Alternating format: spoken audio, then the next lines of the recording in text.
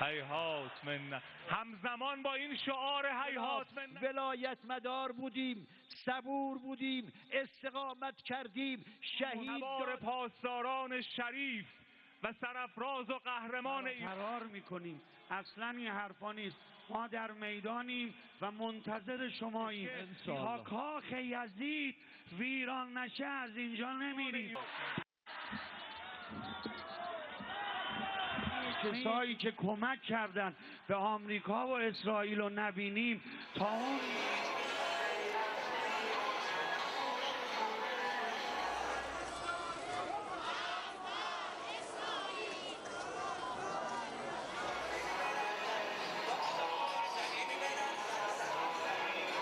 درخواست کنم شروع صحبت را با دعای سلامت